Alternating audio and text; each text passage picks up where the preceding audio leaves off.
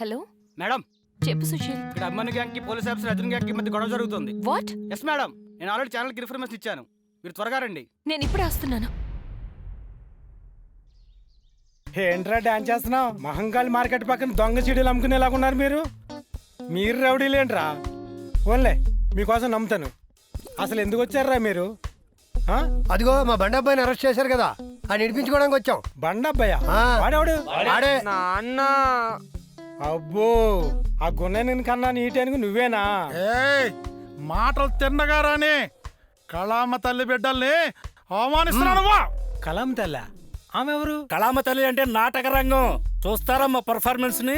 Performance మొత్తం నా ముందే చూపిస్తే అలాగరా. కాసేపు ఆగండి, ఏసీపీ గారు వస్తారు, ఆయన ముందు కూడా చూపిద్దరు. స్టేషన్కి వచ్చి ఎస్సీని బెదిరిస్తారా? మా ఏసీపీ రాని మీ సంగతి తెలుస్తాను. వేసేయండి, వేసేయండి, లోపల వేసేయండి, డోర్ వేసేయండి.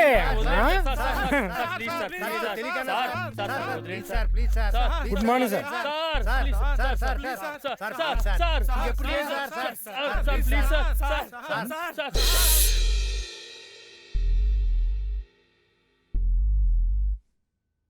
అభి, ఈయన అసలు ఎవరికి అర్థం కాడు. ఇలా వస్తాడు, అలాగే వెళ్తాడు. నువ్వు చంపమని చెప్తున్న ఈ అభిమన్యు ఎవరో కాదు, స్వయానా మా అన్నయ్య. అన్నయ్య ఏంటి?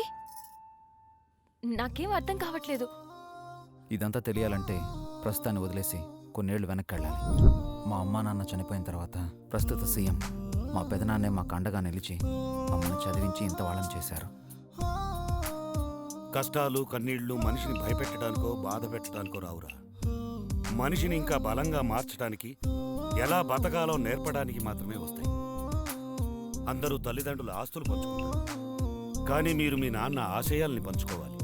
అంతేకాదు, వాటిని బతికించుకోవడానికి అనుక్షణం కృషి చేస్తూనే ఉండాలి. అర్జున్, అభి, నేను చేయబోయే ధర్మయుద్ధంలో నేను ఉపయోగించే ఆయుధాలు కావాలి. చెడుపై సమరం చేయడానికి కదిలే రథాన్ని ముందుండి నడిపే సారథులు కావాలి.